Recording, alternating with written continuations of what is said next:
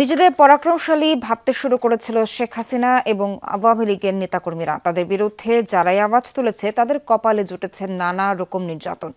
রাজশাহীতে জামায়াতের কর্মী সভায় এমন সব কথা বলেন দলের আমির ডক্টর শফিকুর রহমান। বলেন, চাঁদাবাজ, ঘুষ, বাণিজ্য ও দুর্নীতিবাজদের বিরুদ্ধে এখনো যুদ্ধ শেষ হয়নি। দুর্নীতি ও বৈষম্যহীন সমাজ বিনির্মাণে আন্দোলন চালিয়ে যাওয়ার আহ্বান জানান জামায়াতের আমির। এখন তো জীবাণুদের থেকে বাঁচালে সারাদিনকে বাঁচাবে, ডেটল বাঁচাবে। ডেটল দেয় জীবাণুর বিরুদ্ধে 12 ঘন্টার সুরক্ষা বলয়। সুরক্ষার বিশ্বাস থাকুক দিনভর।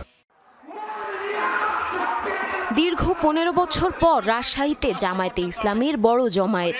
সম্মেলনে অংশ নিতে সকাল থেকেই রাজশাহী মাদ্রাসা মাঠে জড়ো হতে থাকেন নেতাকর্মীরা।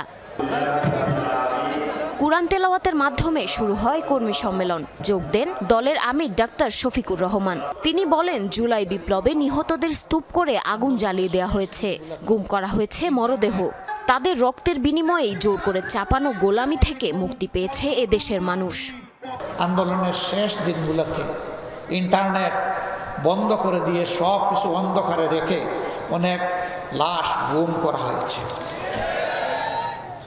স্তূপে স্তূপে লাশ ট্রাকের পর ছুঁড়ে মারা হয়েছে। তারপরে পেট্রোল ছিটিয়ে আগুন দিয়ে লাশগুলোকে ছাই বানায় ফেলা হয়েছে। যারা রক্ত দিয়ে আজকের এই পরিবেশ আমাদেরকে দিয়ে গিয়েছে, তাদের কাছে আমরা এবং সারা জাতি ঋণী এবং কৃতজ্ঞ।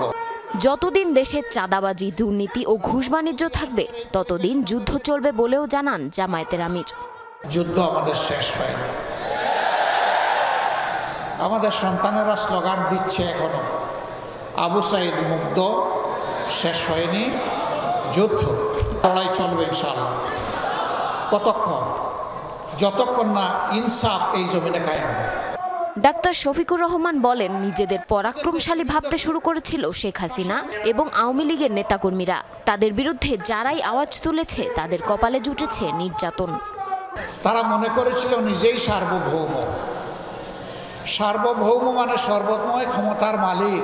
আমাদের অপরাধ, আমরা কেন বললাম যে সমস্ত ক্ষমতার মালিক একমাত্র আল্লাহ তাআলা?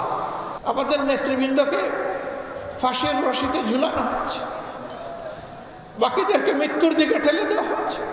বাংলাদেশ ধর্ম, বর্ণ, গোষ্ঠী নির্বিশেষে সবার জন্য বলেও মন্তব্য করেন জামায়াতের আমির। দল, ধর্ম, গোষ্ঠী নির্বিশেষে এটি আমাদের সকলের বাংলাদেশ। জারিন অর্নি, যমুনা নিউজ।